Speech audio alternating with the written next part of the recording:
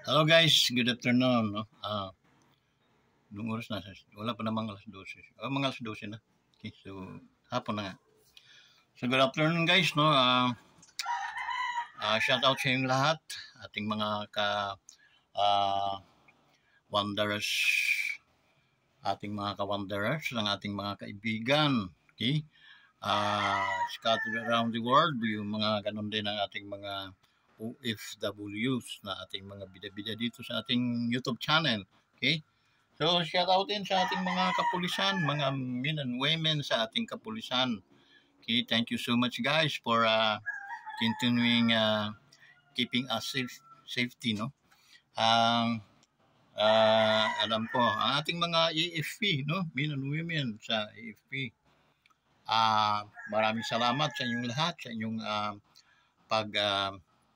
maintain na din sa peace and order dito sa ating bansa. At alam namin na kayo yung aming protector, kayo yung aming mga guardians. So, hindi nyo kami papayagan mapahamak. Okay? So, guys, we salute you. Okay? Saludo kami sa inyo. Okay? Ganon din, mga OFW, we salute you being heroes in our nation. Okay? So, ano pa? Matagal-tagal na rin itong inyong kaibigan, itong inyong ka-Vincent, no? Bilardi, ka-Wanderers. Siguro nagsasawa na kayo sa ating pagmumukha. Ngunit, yun naman guys, hindi tayo ng mga tatangin ng mga kasi ngayon para tayong nasa gitna na nagumpog ang mga bato, kaya sad to say na we are supporter of the 30s, no? So sorry Marcos, because we giving you a lot of chance, no, para mabago, pero wala pa po kami nakikita sa inyong mamaniobra sa aming bansa. Puro mga katarantaduhan, kalokohan at balik ang mga adik sa ating lipunan. Kaya hindi po maganda ang iyong pamamahala. So pasensyahan tayo, lalo ka na Marcos, no? Bongbong, hindi ka marunong tumanaw ng utang na loob sa iyong pinagkautangan ninyo mga Marcos, na napalibing natin si Lakay sa libingan ng mga bayani dahil sa Duterte administration. Malakas ang loob ng dating Pangulo na ipalibing ang inyong ama. Ngunit anong ginawa nyo? Ngayon ay kinakalaban nyo sila, pinaparusahan nyo sila. Hindi ka magandang klaseng tao. Okay? So, pasensyahan tayo. Ngayon nakakarinig ka na ng hindi maganda. Because pinakita mo sa amin kung anong klaseng tao ka. Kaya pasensyahan tayo. Kami naman, dalawa lang naman kayo ang aming sinusuportahan, Duterte at Marcos. Ngunit ngayon napag-isip-isip namin na walang kakwenta-kwenta ang iyong domina sa ating bansa at ipapahamak mo pa kami sa gira ng China na wala naman tayong binatbat doon. At saka marami tayong kamag-anak, mga kaibigan ng mga Filipino-Chinese. Kaya ba natin silang bakbakan o barilin ayon sa iyong kagustuhan? Parang nasa sini lang ang inyong mga no? Hindi po Brian, sa totoo lang. Mag-iingay po ako ngayon dahil kawawa po yung mga kabataan. Pag tayo napahamak, tayo ay pinatulan ng China. Wala po tayong magagawa diyan, guys. Kahit magsuksok ka pa sa puwit ni Joe Biden, no? Di ka durog na tayo bago tayo nila suportahan. Kaya ang hirap, ang dami ng matatanda dito sa atin, guys. Mga kabataan, kawawa. Wala silang kamuang-muhang sa away nang wala namang pinagmulang away. Ano ba naman yung West Philippines na yan? Sa totoo lang, hindi lang naman tayong Kliment yan, pero tayo yung mga gago na nagkukumahol. Na during Duterte administration, nadadaan yan sa diplomasya. Usapan. Dahil puso to puso. Pero na ito na si Marcos na, binuto natin to na budol talaga tayo, no? Pero hindi rin ako sangayon doon sa mga vlogger na mga sira mga ulo, mga tarantado. Okay? Pag makatreat sa Pangulo katulad kay Marcos, ay wala nang respeto. Okay? So, patuloy ang respeto natin dahil yun ay hinaral ng tao. Ngunit siya,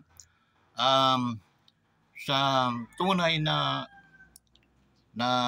ano, kasagutan ng mga katanungan kung tayo ay mananatiling supporter ng Pangulong Marcos, ay ako po ay hingi sa inyo ng pasensya, pamanhin. Hindi po ako aring sumuporta sa hindi magandang klaseng tao. Pasensyahan po tayo.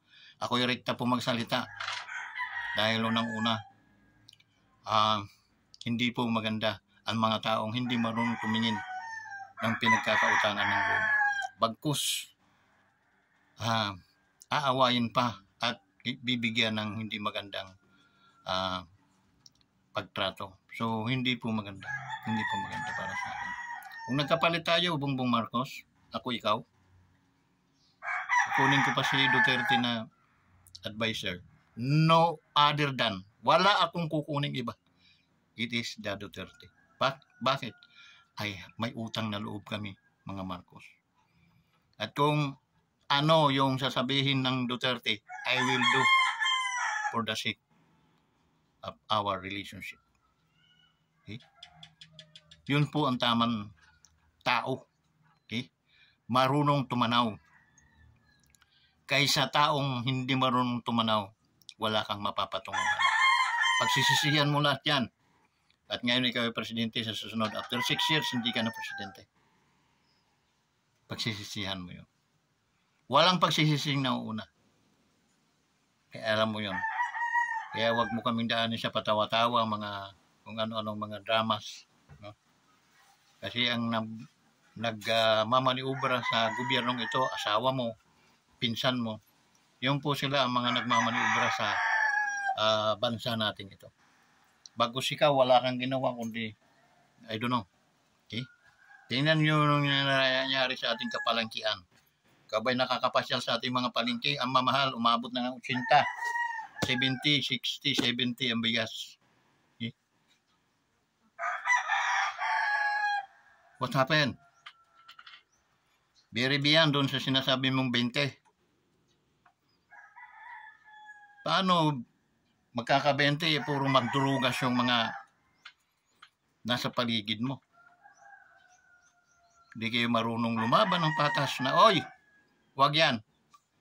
Ang taong bayan ang dapat mabusog, hindi kayo.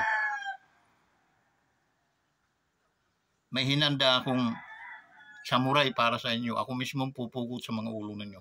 Tapos, di ba? Yun ang liberatong dapat preserve natin.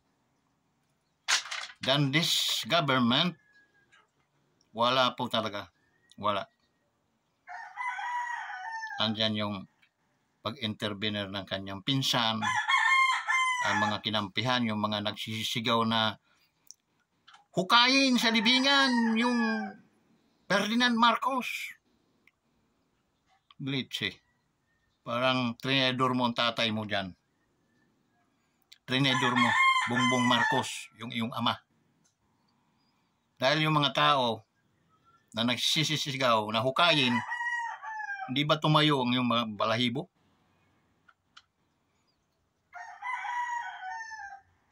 Huli na ang lahat, Marcos. Hindi mo na kami mahihimok pa at hindi mo na kami pakikinabangan pa. Pasensyahan tayo.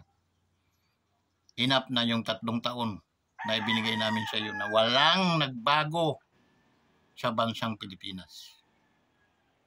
Nagbalikan ang mga adik, nagbalikan lahat yung mga tarantado sa bansang Pilipinas.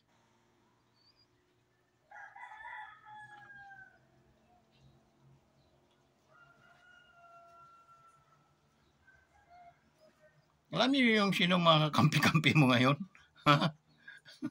Yung puro mga nagbitaw ng hindi magandang salita ukol sa inyo at sa inyong pamilya, lalo na sa inyong ama. Kawawa si Lakay, si Apo Lakay. Dapat hindi ka na lang talaga nagpresidente dahil hindi pa sana nasisira, nadudungisan muli ang pangalan ni Ferdinand Marcos Sr. Pero pumasok ka Dahil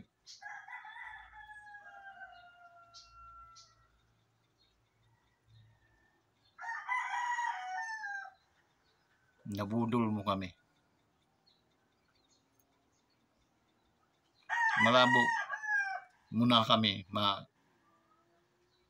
pa at mapapaniwala pa. Never. You need to mark my word.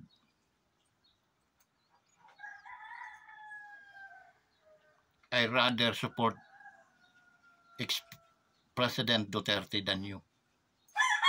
Because napakalayo ng prinsipyo ng inyong mga buhay.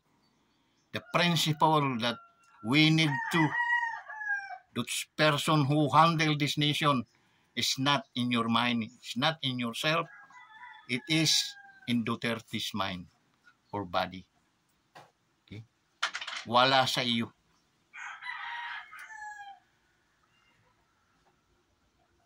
Nagkamali din kami. Okay? Maling-mali kami. Pero itutuwid namin ang mali, Bongbong Marcos. Itutuwid namin.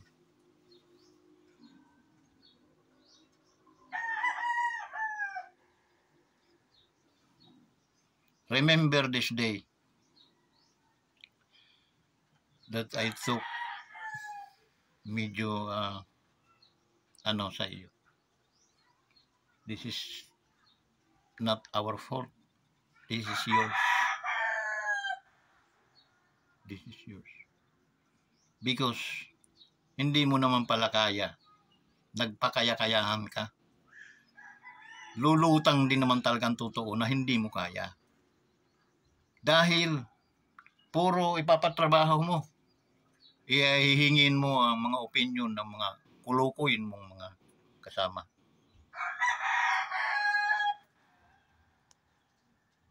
Tikalok, sinong sa paligid mo?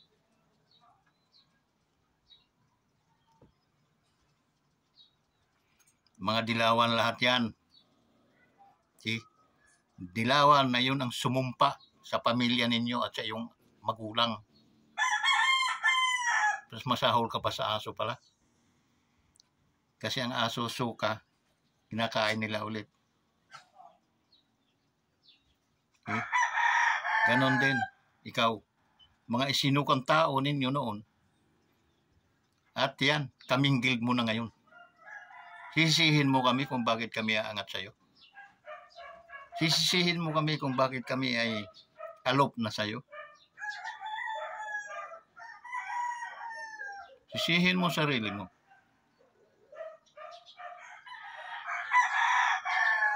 Kung hindi sana lumihis yung utak mo, na dapat nag-ano ka sa yung mother, dahil buhay pa mother mo eh. Kahit pa paano si madam, walang ginawang katarantaduhan yan sa bansang Pilipino. Hindi ako naniniwala doon sa mga report niyo. Mahirap yan pinagmulan nila pero hindi po yun gumawa ng mga nangyayari tulad ngayon. Nag-claim ba si nanay mo, mami mo, na akin pangalan yung tulay ng Samar Athletic? Hindi. Pero pwede. Dahil siya yung asawa ng Ferdinand Marcos.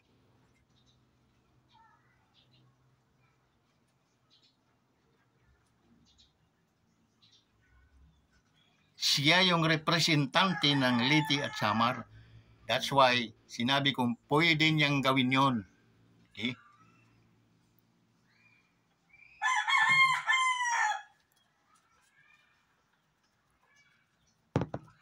Pero hindi ginawa ni madam. It means mayroong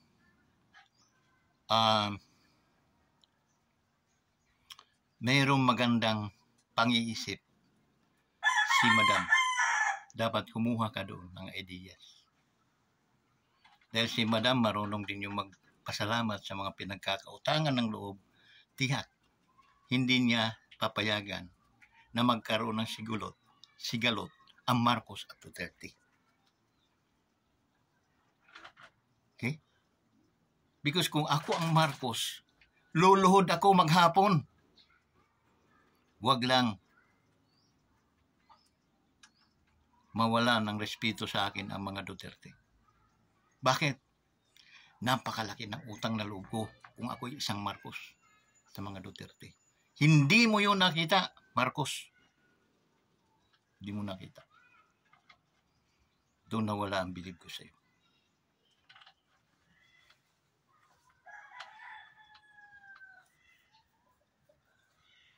Binoto kita dahil may dugo kang Marcos. Iba pala.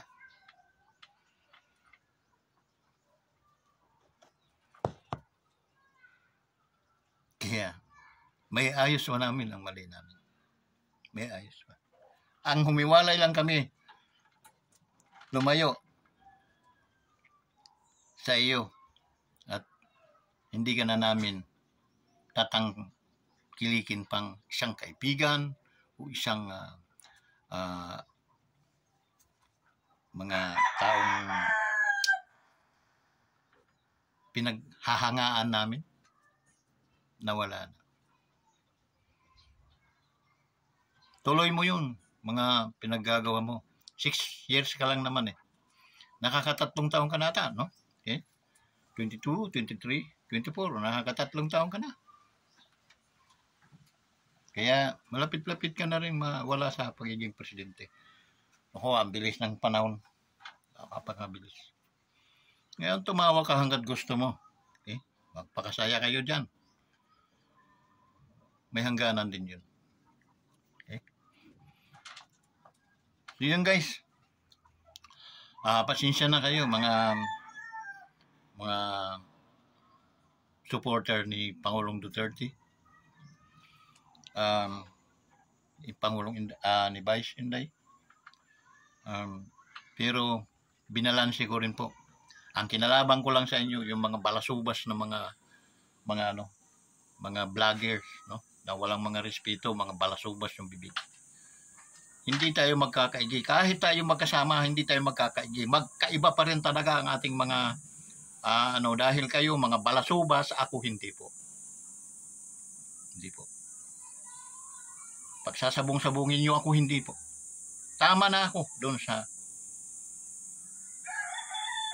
ayaw ko na sumuporta kay Marcos. Tama na ako doon. Dahil siya ay nagpabaya, tama na ako doon. Pero ang pangalanan ko yan ng hindi tamang pangalan, saktan ko ang kanyang damdamin sa hamagitan ng hindi po yung tama. Kaya hindi po tayo magkakasundo kahit tayo magkasama-sama. Magkakasampigaan tayo sa totoo lang pag tayo magpang-abot. Dahil ipapakita ko sa inyo na hindi po maganda yung pang-uugali ng isang Pilipino ng mga balasubas. Yung nandyan na parang bukaw parang adik, walang ligo-ligo. Parang Bombay, sabi ko na maningil na lang. Magpapang-abutin tayo niyan, boy. Balasubas ka. PH, yung PH. Anong PH ka?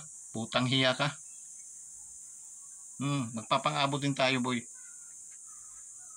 Pauugungin ko yung tinga mo sa sampiga.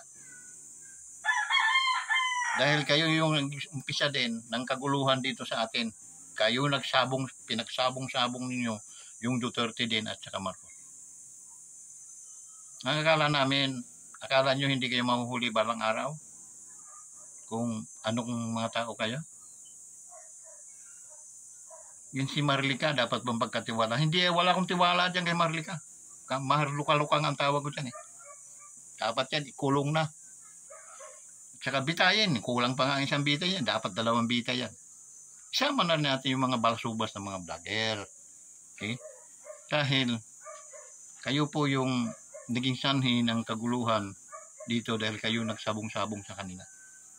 Okay? Mahuhuli din kayo. Ang araw.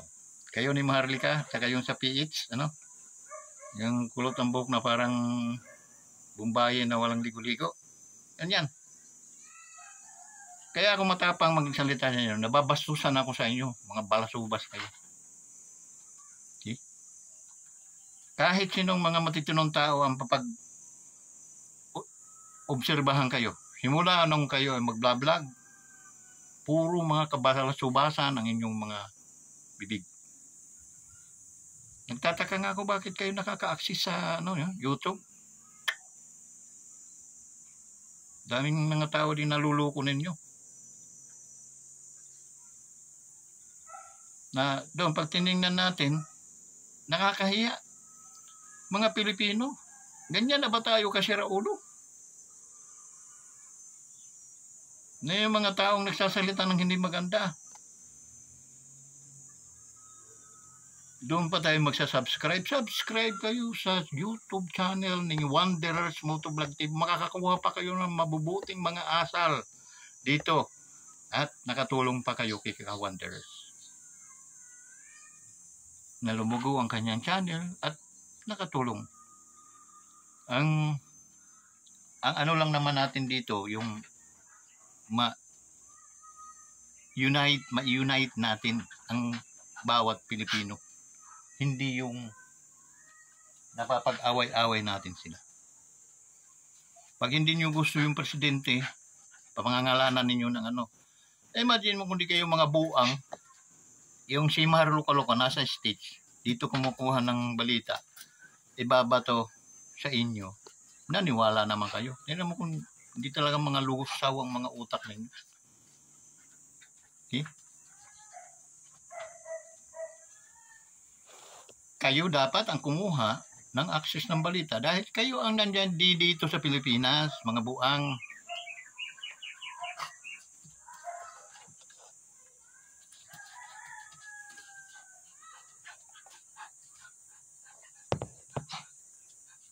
Hindi yung kaya kahirap.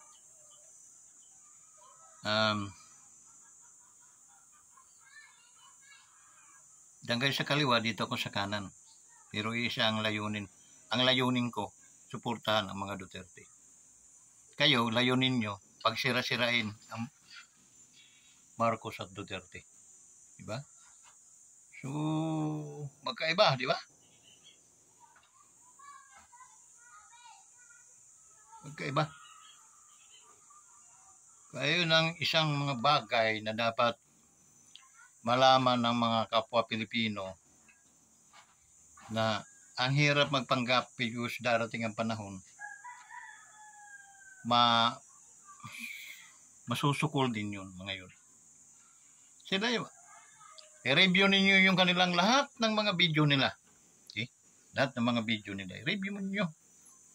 Wala kang ibang mano doon kundi yung pinagsabong-sabong nila yung Marcos at Duterte. Di ba ang pangit? Ako napapangitan ako.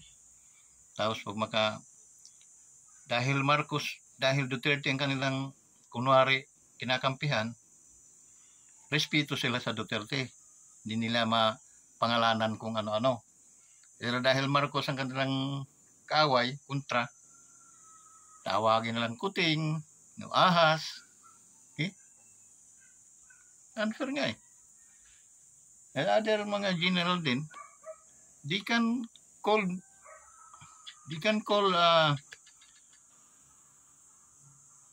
Maharluka-Luka as madam. But yet, hindi sila makatawag sa first lady ng madam. Oh my God. Oh my God. What protocol meron kayo ngayon? Nabago, di ba?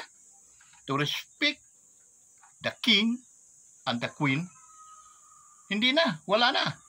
Nag-respect na kayo doon sa diablong naninira sa gobyerno. Sabihin man natin na mali ang gobyerno natin ngayon. Mayroong hangganan yun, guys. May hangganan yun. Kaya, nag-ingat sana tayo sa mga bigkas. Dahil tayo ay hindi mga kalyeng tao. May mga aral tayo, mga tao. Nakinabang na tayo sa ng gobyerno. Dami ng hari at reyna ang sumapit sa ating bansa. Namuno.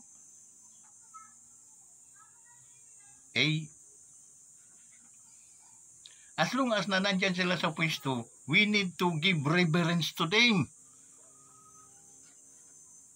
Call President, call First Lady, because yun ang tama. No matter what, magnanakaw, mga mamamatay tao ang mga yun, mga kriminal o ano, we need to talk and giving respect to them. Malinaw po yun. Protocol.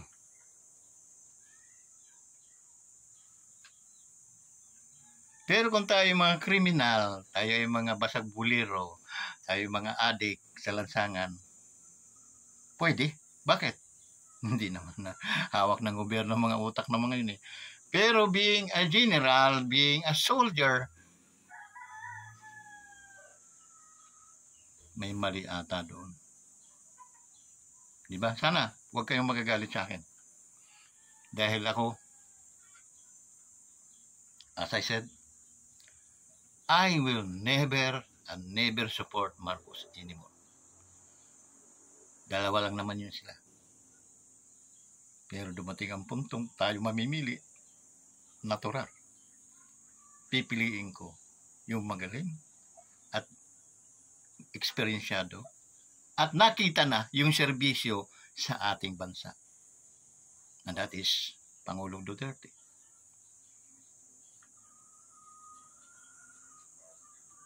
I rather support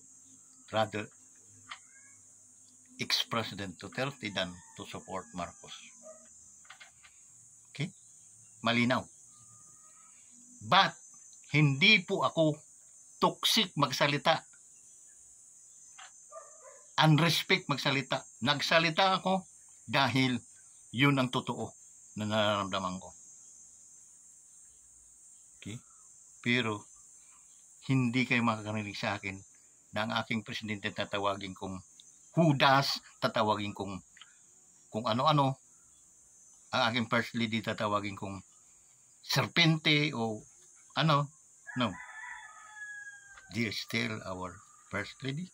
They're still our president. That's it. So hanggang dito na lang guys. Maraming salamat sa inyong lahat. Sana naunawaan ninyo ang aking almukain, ang aking mga paliwanag ukol sa mga nangyayari dito sa ating mundong ibabaw, lalo na dito sa ating bansa, ating mga OFW. Huwag ninyo ako ma-misinterpret because noong pa man, sinabi ko na sa inyo, ako ay supporter ni Pangulong Duterte. Humanga ako kay Marcos, hindi sa anak, kundi doon sa kanyang ama. Kaya ko naman binuto ang kanyang anak dahil alam ko kahit papaano maaambunan ng talino na nanggaling sa ama. Ngunit doon ako nagkamali. Okay? So, I have no comment. No more comment na manggagaling sa akin. At sa aking mga mahal sa buhay, at sa aking mga pamilya, at sa aking mga kamag-anak. Wala na kayong maririnig sa amin. So, hanggang dito na lang. Bayan nawa kayo ng ating Panginoon at huwag niyong kakalimutan mga ka-DDS, mga apostolis ni Pangulong Duterte. Okay? Ang Wanderers Motovlog TV. Palaging nakasubaybay ito at susuporta sa ating ex-president at vice president ngayon, Inday Sara Duterte. Maraming salamat at patnubayan kayo ng ating Panginoon. Bye-bye!